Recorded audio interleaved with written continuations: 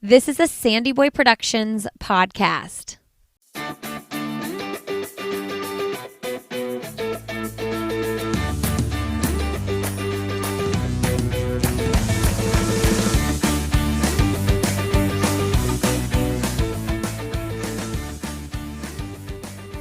Hey everybody, welcome to I'll Have Another podcast with Lindsay Hine. I'm your host Lindsay and I'm so grateful you're here today. This is a podcast where normally I interview runners, professional and everyday runners, but I'm doing an athlete series where we aren't necessarily focusing on runners here. This is a Wednesday episode. My normal episodes drop on Fridays. So today I wanted to highlight an athlete who will be competing in the games in Tokyo, in the Olympic Games, who is not a runner. And that is Kyra Condie. She is a climber. She qualified for the Olympics for Team USA, and she's a professional climber. She started climbing at the age of 11 in her original home gym, and early on found out that she had idiopathic scoliosis. So she had to have some pretty major surgeries as a young child. She had a spinal fusion surgery to correct her more than 70-degree curvature and took several months to recover. But then she started competing and climbing, and she won her first major competition after having that surgery. Since then, she has qualified for the Tokyo 2020 Olympic Games, and she has also become a bouldering World Cup finalist and is a regular at pro competitions around the U.S. Now, Kyra explains to us what the climbing competition at the Games, at the Olympic Games, will look like. I had a lot of questions around that. She's known to be an aggressive and quick climber, and she shares with us about what it's like to do this as a professional. Okay, if you didn't have climbing on your radar to watch in the Olympics this summer, add it to your list and look for Kyra. It's going to be really exciting to see what she can do at the Games this summer. Okay, and then this Friday, we have an episode coming out with Nell Rojas. She is competing in the 10,000 meters at the Olympic trials this Friday. So that'll be exciting and fun to hear from her going into that race. Did you know that I have training plans available on my website? From the half marathon to the marathon. I have 4 different half marathon options from beginner to advanced, as well as 3 different marathon options from beginner to advanced. With these training plans, you get a detailed pace chart. So if your goal is to run, say, a 4-hour marathon, you get a pace chart, and that will help guide you to hit certain paces in workouts. Along with that, the training plans also include detailed videos of pre- and post-run workouts that I suggest everybody do, as well as a very basic strength training video that I suggest if you're just getting started with running and strength training, this is a really good place to start. These plans build gradually, and you can choose based on wherever your mileage is at right now, which plan will work for you. I've spent years coaching athletes to running their best marathon times. It's not something I promote a lot these days because I keep my roster really small, but I've learned a lot over the years with my own training and my own coaching, and I decided to put these training plans on my website. So if you're just looking for something simple and not as big as a dedication to hiring a coach, these training plans could work for you.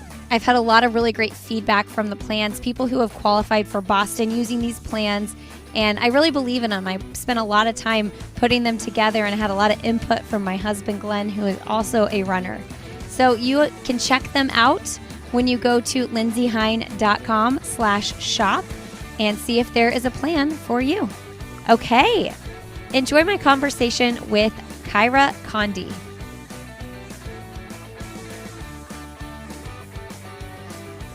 Today on the podcast, I am so excited to bring a new series. We're interviewing some athletes who aren't in the sport of running. They are doing all kinds of different sports. So today we have Kyra Condie, and she is into sport climbing. Kyra, welcome to the show.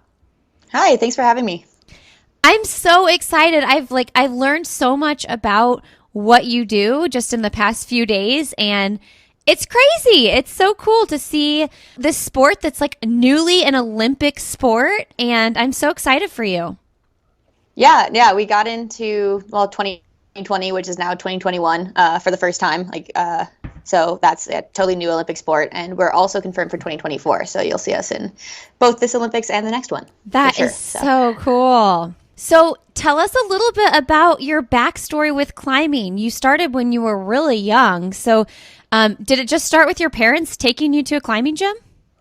Yeah, so I actually started climbing when I was about 10 or 11 years old, and it was actually a birthday party I went to. Was the first time really? I really realized that climbing was a sport. I had been on the walls at carnivals or the little walls at playgrounds and stuff, but going to the gym was definitely a couple birthday parties, and there was one that really stuck to be definitely my sport. Like one of the people who was chaperoning the birthday party was like, "Oh, there's a team if you want to join it." And so that's how I learned that it was a sport that I could actually do all the time.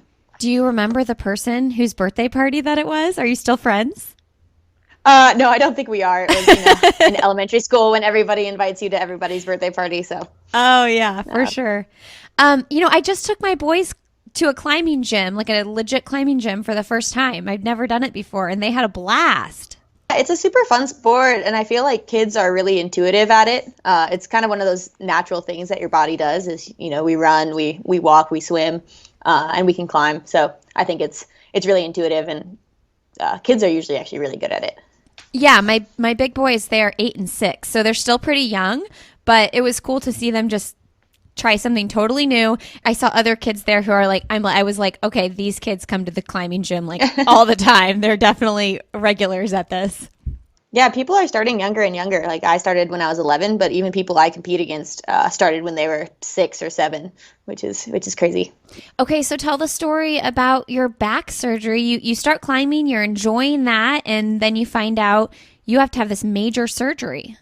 Yeah, so I found out pretty quickly once I started climbing that I had scoliosis. I was really having a lot of trouble with a lot of core exercises at the gym. My coaches were telling me that my form was uneven because I was favoring one side.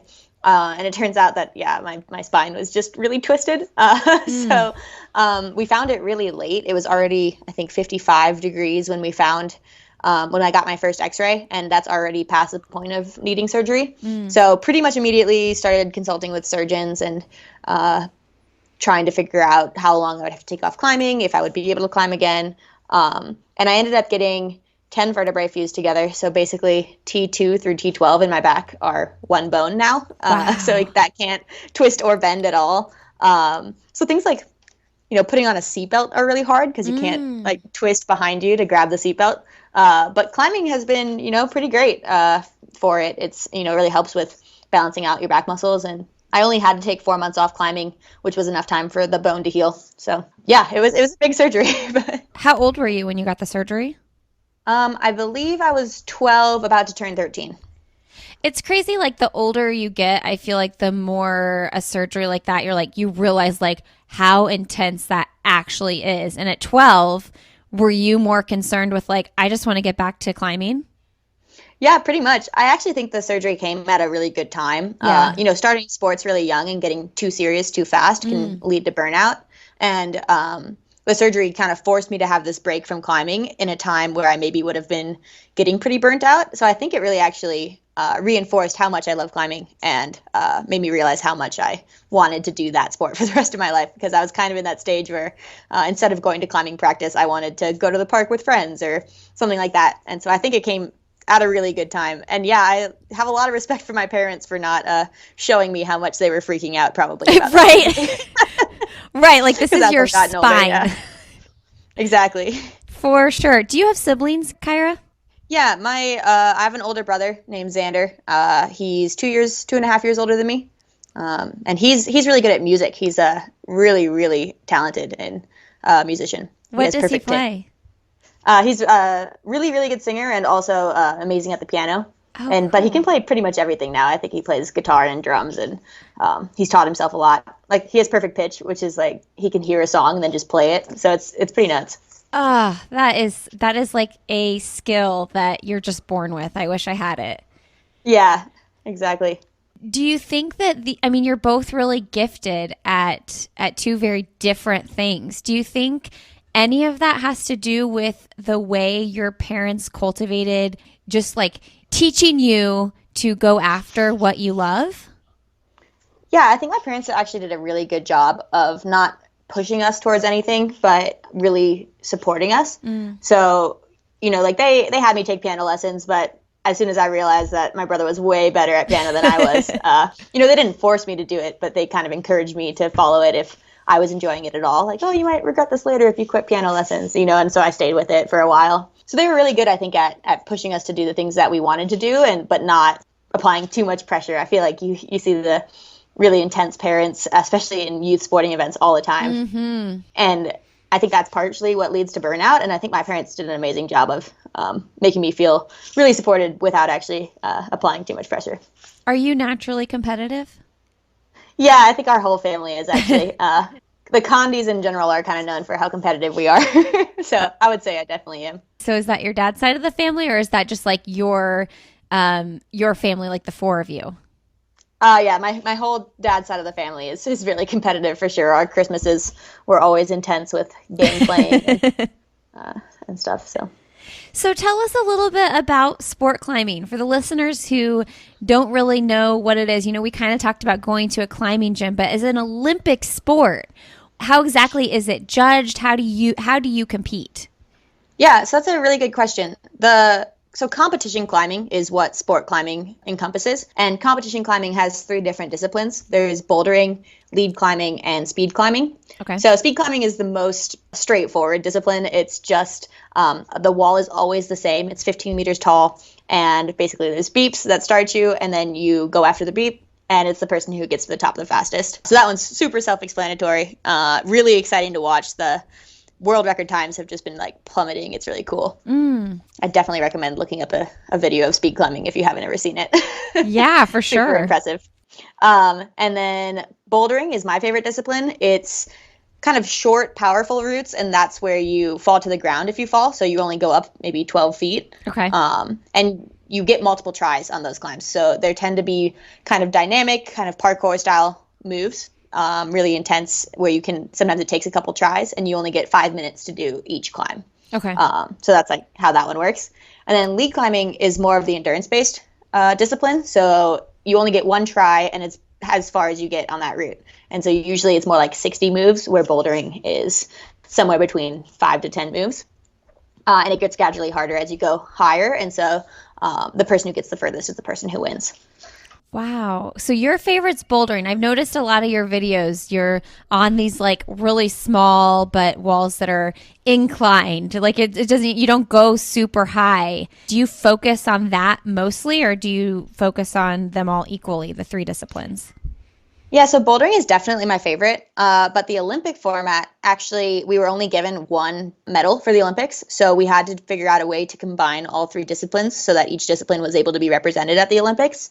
And so the event that you'll see in 2021 in Tokyo is combined format, where each competitor is competing in all 3 disciplines. So we'll do a speed climb, and then we'll go to a bouldering round, and then we'll do a lead climb. So you kind of have to be really well-rounded for the Olympics.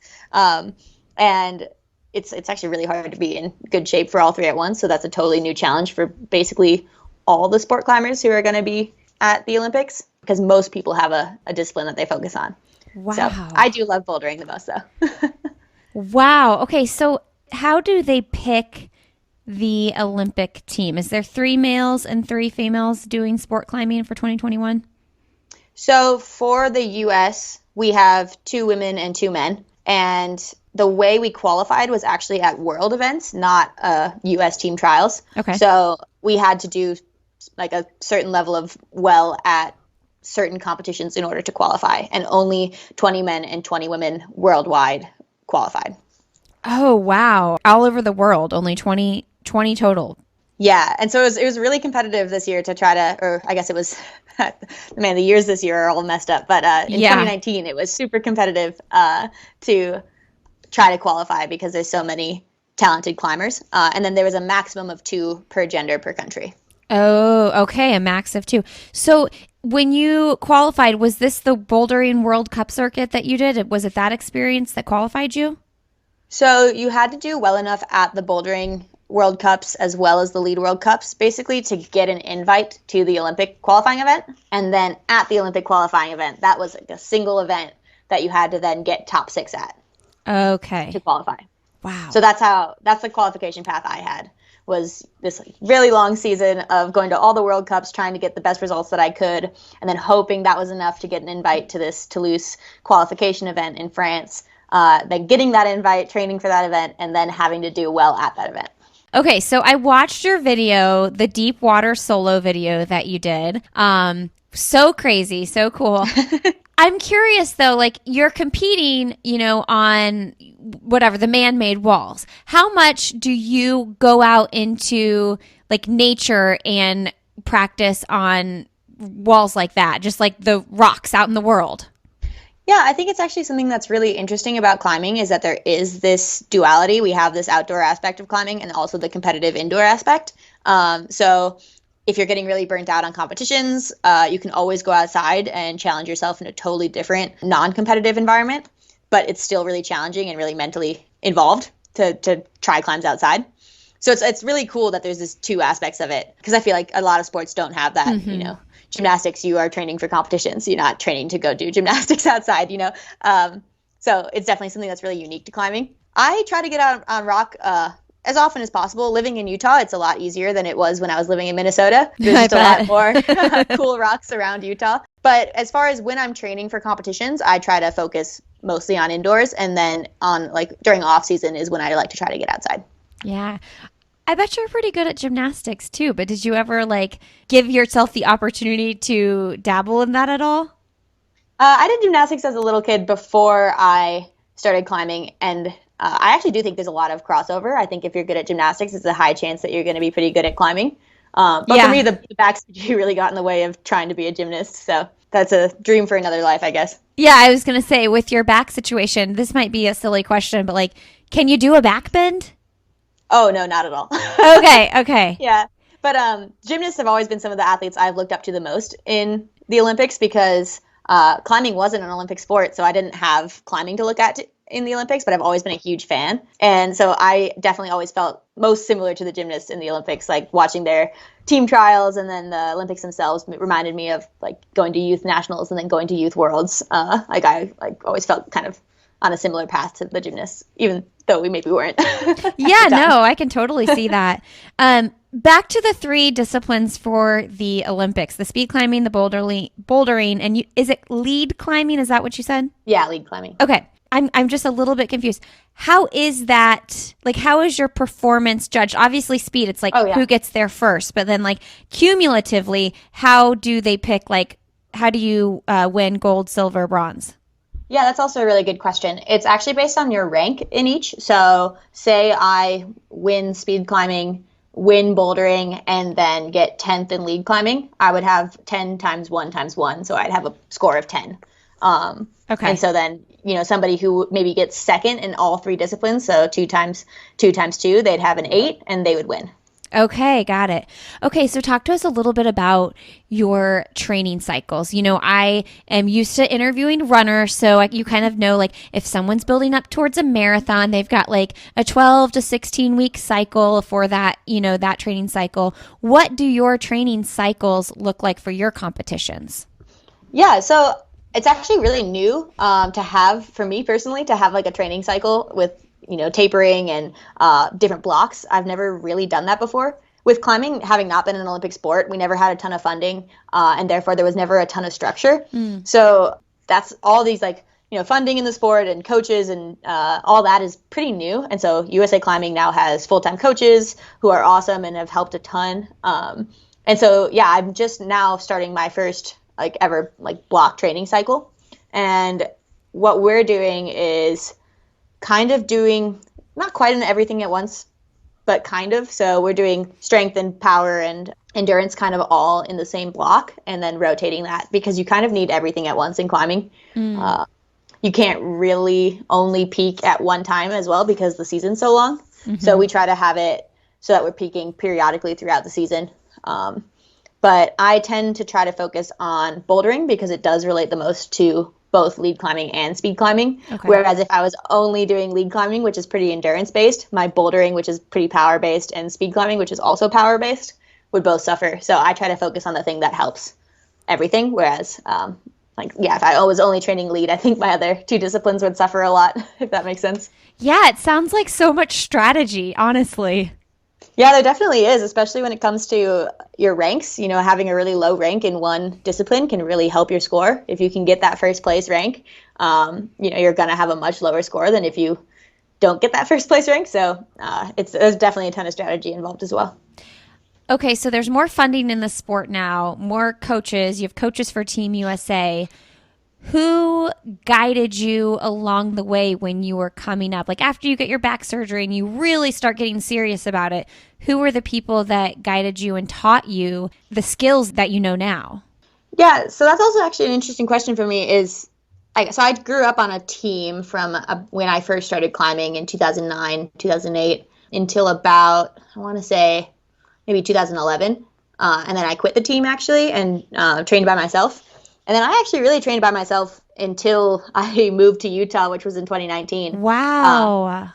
Yeah, so I climbed with other competitors, and I would go and attend training camps, and then I would just take what I learned at those training camps and basically train myself the rest of the year. Mm-hmm. So our U.S. team coach for the youth team, Claudio, he taught me a lot about how to train and how to prepare for competitions, and I would take that back but then mostly do it myself, I guess. And then now living in Salt Lake and having a coach full time, it's been honestly a huge relief. I feel like it's a lot of pressure off of my own shoulders as far as planning out my own training, because that just takes a lot of mental energy, and then you don't have as much energy for actually training. And so having somebody else do that, you can just apply all your training or all your energy to the training instead of the planning and stuff as well. Wow. I can imagine. That would be really stressful to plan all that out. What do your days look like? How many hours a day do you train? Do you take rest days? Yeah, so we have a schedule right now where our rest days are on Wednesdays and Sundays. Okay. So we train Monday, Tuesday, and then Thursday, Friday, Saturday. And most of those days are doubles. So we'll come in the morning and train 9 to noon, and then come in again in the evening and train 4 to 7. And I've been doing a lot of strength training in the morning, so strength training 9 to noon, and then climbing in the evening. There's some days where I'll climb in the morning and then do a climbing workout in the evening. And then there's other times where we'll focus kind of more on the skills of climbing, so kind of more the technique side.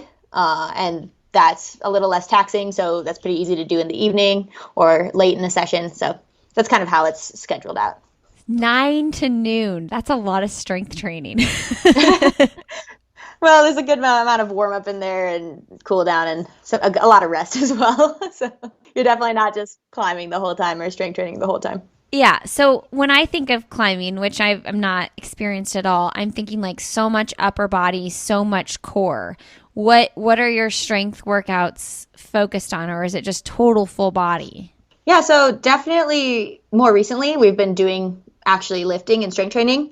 Because I didn't have a coach growing up, I was always kind of afraid to touch the heavy lifts because I didn't know anything about it, and I wanted to make sure I did it right if I did it. So I just never did any of that, like no deadlifts, no squats, things like that. I always did body weight exercises, and so these heavier lifts are really new to me, and I actually feel like I'm getting way stronger just having only done them now for 10 weeks. I think they're really useful. But we're doing a lot of full body stuff. Climbers tend to have historically really weak legs because, like you said, it's really core and upper body based. But it's really helpful to have strong and especially sturdy legs with some different moves. A lot of people end up tearing ACLs or MCLs. So I really want to make sure that my legs are prepared to do any move that I need to do and not get injured. All right, friends, a quick break here to thank ZocDoc for supporting this episode of the podcast. Has this ever happened to you? You need to see a doctor and you search and find one that looks good. You wait on hold to book the appointment. You rearrange your schedule. And when you finally go in to find out this doctor doesn't even take your insurance, that's so annoying. We have a solution for you. With ZocDoc, you can search for local doctors who take your insurance, read verified patient reviews, and book an appointment in person or video chat. Never wait on hold with a receptionist again. Just download the free ZocDoc app, the easiest way to find a great doctor and instantly book an appointment. ZocDoc makes healthcare easy. Now is the time to prioritize your health. Go to ZocDoc.com/another and download the ZocDoc app to sign up for free and book a top-rated doctor. Many are available as soon as today. That's ZocDoc, ZocDoc.com/another. All right, enjoy the rest of my conversation with Kyra.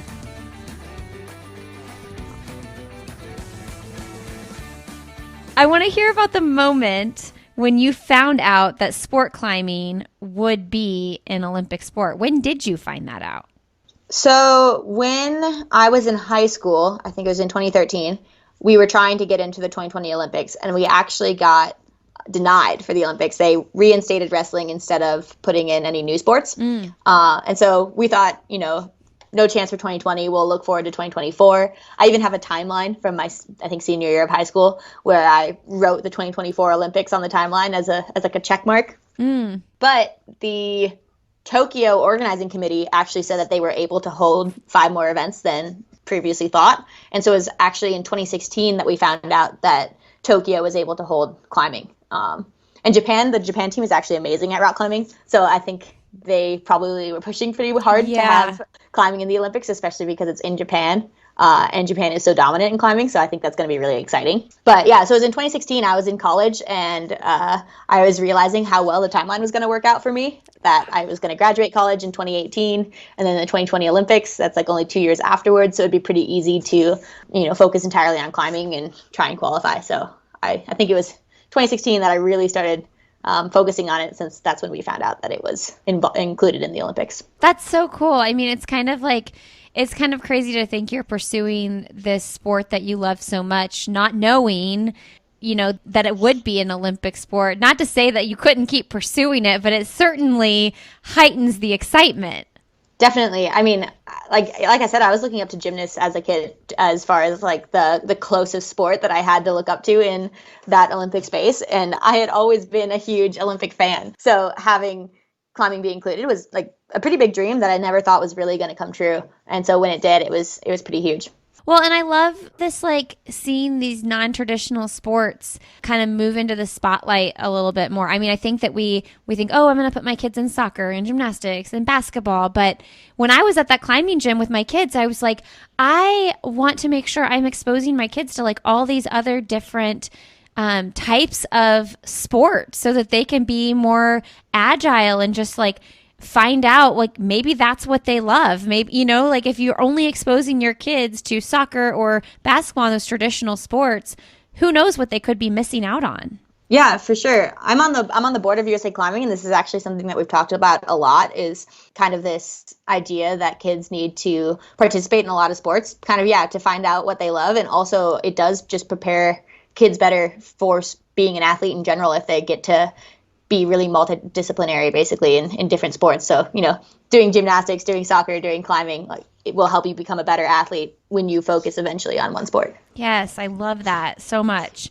And I'm glad people are talking about it. I definitely think that that is being talked about more. So you clearly learned to work really hard at a young age. Is there anything you think that, like, is there any specific person or, somebody in a mentor role, or your parents or your brother who said something or did something to inspire you to work so hard? Man, that's a hard question. I think it has a lot to do with my personality, which I think comes a lot from both my mom and my dad. My mom is like a really smart, strong woman, and she taught me to be the same way, So when I was the only girl growing up in the, this kind of male-dominated climbing gym, I didn't let that get to me at all. I kind of wanted to keep up with the boys. I didn't let it become discouraging, which I think there is definitely, if I look back, there's probably times where if I had been more aware, it maybe would have been really discouraging. But, I think that aspect from my mom really helped. And then my dad's pretty stubborn, and I think I inherited that from him. So having that stubborn personality, I think, really helps as well. But yeah, I don't think I can pinpoint like one single person who really pushed me, but I think I have a lot of people in my life who have just always been really supportive, that have helped me get to where I am. Okay, I want to talk about the deep water solo just a little bit more. When I was like exploring your website and like looking at your career, I was thinking, this is so cool. She's traveled to so many places and she's still so young. Tell us a little bit about that experience. Like, what was that trip? How did, I forget the gentleman's name who hosted it, but like, how did that all come about? And yeah, can maybe explain what deep water solo or deep water solo is? Yeah. So it was back in 2017, I want to say, or maybe it was 2018. I went to Vietnam with one of my sponsors, Mountain Hardware, and we deep water soloed, which is where you climb without any gear above water that's deep enough to fall into. So we were climbing, 50 foot, 55 foot cliffs basically above water. And when you get to the top, you just have to drop into the water. And I have done that in competition form before. There was a competition in Park City, Utah, actually, where it was a 55-foot tall wall over water, and you basically raced up it against somebody else. Totally different format. So that was my only experience doing that type of climbing. And then we went to Vietnam.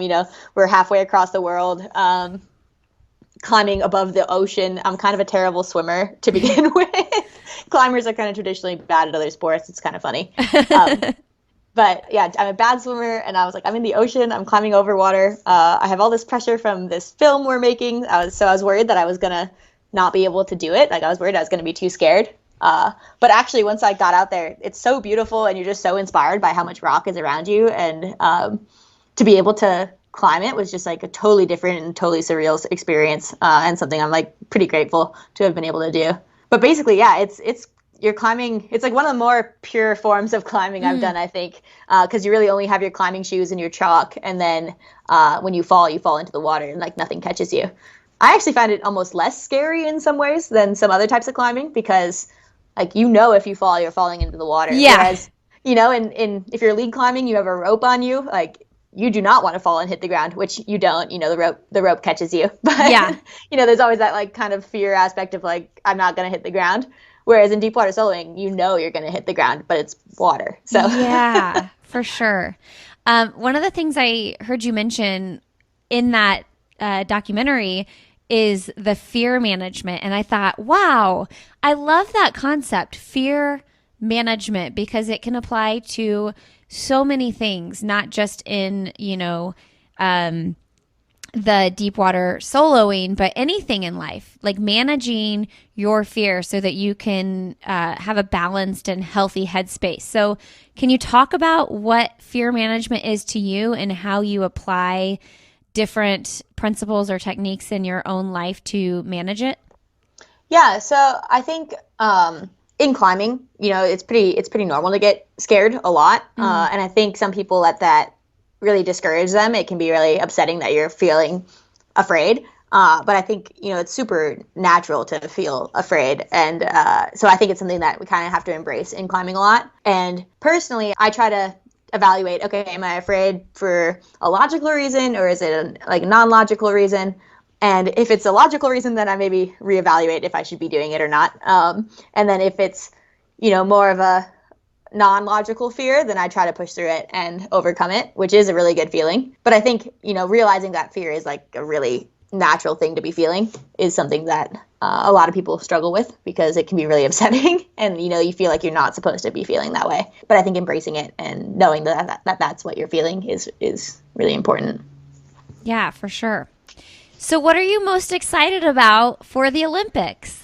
Well, let's see. Before, COVID in 2020, I was definitely most excited to meet the other athletes and just be surrounded by so many people who have a similar life path to me as far as, pursuing a sport.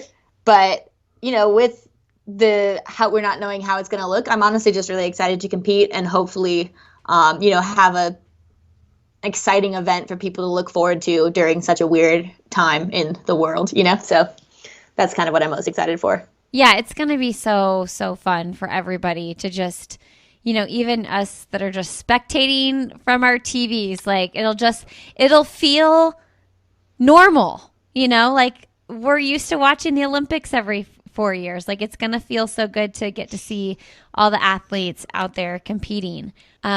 What advice do you have for new climbers? The best advice I have is that really anybody can climb. I think there's this stigma in climbing that it's kind of only jacked, white guys who climb. And I just really want more people to get involved and realize that it's for everybody. We have a huge paraclimbing community. Hopefully they'll be able to get into the Paralympics eventually. I think really you just have to try. And I think we also see these movies like Free Solo or Dawn Wall, and you think that that's climbing. Like you have to do the biggest wall in the most intense way. And that's just not the case. You can go to the gym and you can get on, boulders. You can get on top rope. You can even auto belay. Like you can go alone and easily climb. You don't need to have somebody to do it with. So that's kind of like what I wish people knew about it, and that it's a lot easier to get into than it maybe seems. What were your feelings on Free Solo when you watched it for the first time? Oh, I'm actually a huge fan of Alex Honnold. He's, the guy who's in Free Solo. But it is a horrifying movie to watch as a climber. Like you know how hard those moves are and how slippery the rock is. And so like having that insight into that climb is like even more horrifying, I think, than like just somebody who doesn't know anything about climbing. Like I've had friends who've done that climb on a rope who told me about it, and so they were like, I cannot fathom having done that. That doesn't make any sense. Like we were completely safe and just terrified the entire time. So it's definitely a different perspective, but I have a lot of respect for what he does. But yeah, it's also not the only aspect of climbing, so. How do you think somebody, like, I don't know if courage is the right word, or is it someone who is just like has an adrenaline junkie? Like, what is it? Like, how do you think that someone like him does that? It's a good question. I have no idea. I mean, that's just another, there's people who are meant for different things. I feel like Michael Phelps his body's perfect for swimming. I think Alex Honnold is that for free soloing. Something with how he thinks and how he climbs is just meant for what he's doing. I think it's one of those types of things. I am not meant for that type of climbing. I was gonna say, what would more importantly, what would your parents do if you said you were gonna try to do something like that? I'm sure my mom would be like, "Oh, maybe don't." Maybe don't. Yeah, that's been her response before on not the same, but similar-ish type issues, so. Oh my gosh.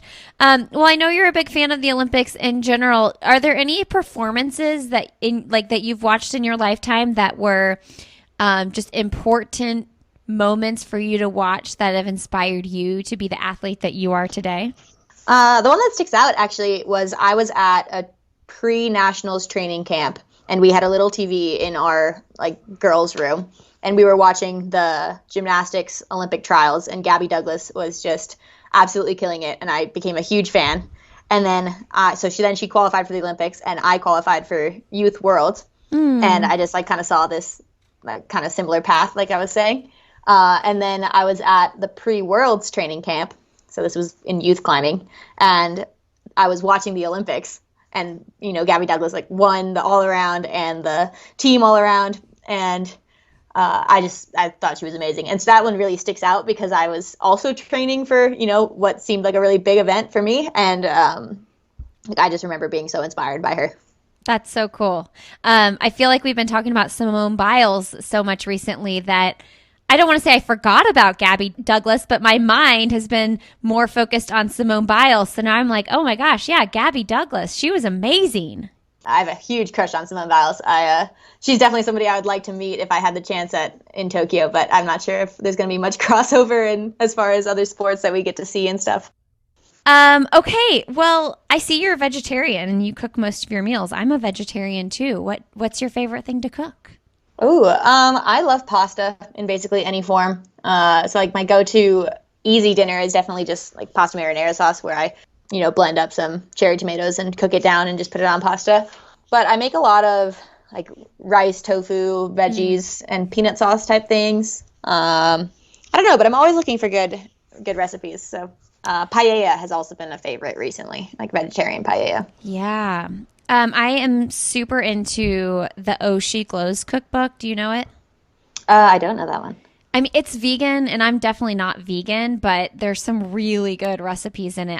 I bought 2 of her cookbooks actually, and I use them both frequently. Like all these like really good, just like yummy cashew sauces that are like, it's like cashew sour cream, which I'm not against sour cream, but I'm also like all for getting some protein and having like good nutrition in my cashew sour cream, right? Yeah, totally. Okay. Well, this has been so fun to learn more about sport climbing. I'm super excited to get to see you compete and see what the team does. Let's wrap up here with some end of the podcast questions. All right. What is one thing professionally or personally that you would like to do that you have not done yet? Oh man. Well, I would love to get a dog one day. I have 2 cats, but I travel too much to have a dog right now. But my dream is to have a Great Dane. So I guess that's my personal dream. As far as professionally, there's definitely some places I want to take, my climbing brand, I guess. I'd love to, advocate for making the sport more accessible. And, I've been trying to do that from my position on the USA Climbing Board as much as possible. But, there's a lot more that I can do in that space, I think. And having a platform is just a huge start for doing that. And that's what I've got so far. So trying to figure out how to use my, Instagram presence and stuff for good and things like that. So when did you see your Instagram presence grow? You have quite a large presence on there. Was there a certain turning point in your career, or was it a certain type of content you started posting that people just started gravitating toward? I think I'm kind of known for posting like training content, and a lot of people tend to keep their training kind of secret, I think. So I think that's partially what it is. But definitely qualifying for the Olympics, I saw a big boost there. And with the reels on Instagram, I've actually seen a really big increase in following. Those damn reels. I don't want to do them. Yeah, they're pretty magical as far as getting new followers. I think it just introduces your content to people who don't already follow you. Yeah, which is huge. I love that you said that, being transparent about your training, because we talk about this a lot in the running world as well. And there's a specific team, NAZ Elite, in Northern Arizona, that's kind of one of the things they're known for, is being totally transparent and sharing all of their training and their workouts. And there's this like long period of time in running where people were super secretive. You're not going to see the workouts on Strava and things like that. So it's interesting to hear that from another sport as well. Oh yeah, no, that's really funny. That's interesting. It's in other sports as well. I actually didn't know that either. That's cool. Yeah, I mean, because these guys are like, we're not cool. Yeah, like we're gonna show up at the starting line like as fit as we are, regardless of if you've seen it or not, and like that's not gonna make or break who takes this race. Yeah, that's kind of what I've realized. If people take it and they get stronger than me, that probably means that they're working harder. So, yeah. I think it's a small way of making the sport more accessible as far as sharing those resources for people online. Yeah, I think that that's so cool. What's an accomplishment that you're most proud of? Well, obviously qualifying for the Olympics was a huge one. Getting past the back surgery. But I think, the big standout one was the first time that I won youth nationals when it was a year and a half post back surgery. I had never done that well. Like I'd made finals at youth nationals before my back surgery, but it wasn't until after that I actually won for the first time. Oh, wow. That's amazing. What's the best, most recent book you've read? Oh man, that's an embarrassing question. I'm not a big reader. I love books, but I have a talent for falling asleep. However, I am a huge movie fan. Okay. And I've been watching a lot of movies and trying to learn as much from like documentaries and stuff. I thought, oh man, I don't know what it's called, but the Laverne Cox documentary on Netflix was, I thought, really eye-opening and really awesome. I cannot remember what it's called. Disclosure? Okay. I think that's what it's called. Laverne Cox. I know who that is, yeah. Orange is the New Black, right? Yeah. Oh, that's awesome. Are you into any shows? Like, is there any like crappy TV that you've recently been binging? Let's see. I watched Bling Empire on Netflix. That was probably more of the, but that one was great. Very entertaining. Okay. I saw that, but I hadn't watched it yet. But I've been super into the Marvel movies recently. So I got my Disney Plus and watched all the Marvel movies in order. So I'm a huge nerd. So Nice. Yeah, we're all about the Disney Plus over here as well. Who is someone fun, motivating, or inspiring that you'd like to have coffee, tea, or a cocktail with? ooh, Simone Biles is definitely high up on my list. I think I would just love to know how she trains and more about it because she is just so dominant and she must just have like an insane work ethic. Yeah, she's definitely high up on my list. I think who I just mentioned, Laverne Cox, would be amazing to talk to. Yeah, that's a hard question, but those guys are definitely both high on my list. Well, those are fun answers. I love it. I've just thought of this on the spot, but learning more about sport climbing through this conversation, I'm curious, what's a sport you would like to hear about? Like if you were listening to this series on this podcast, like what's a sport that you don't think is covered a lot that you would want to hear an athlete from? I did a small Instagram live thing with a BMX biker, and cool. I just didn't know anything about how that sport worked or was scored or how they trained for it or anything, and I was just fascinated. And I wasn't the one asking questions, but I really wanted to ask her more questions, so that was something I was like, oh, I don't know anything about this. So. Oh, that's cool. So you were like on the panel as one of the athletes. Yeah, exactly. Oh, cool. Yeah, BMX. That sounds really fun. My kids would be all about that. They're a little bit young to like tune into a hour-long podcast interview, but they love that kind of biking stuff. Okay, Kyra, what's your last message that you want to leave with the audience today? Ooh, that's always a hard question. Well, I guess, I hope people are feeling inspired to, go to the climbing gym and try it out. But yeah, I guess it's kind of just reiterating that, climbing is kind of for everybody and you should give it a try. I love it. Well, thank you so much for your time today, Kyra, and best of luck with your training. Sweet. Thank you so much. Okay. Talk soon. All right, friends. Thanks so much for being here today. If you want to learn more about Kyra and also follow her on Instagram, she's got some really cool videos over there.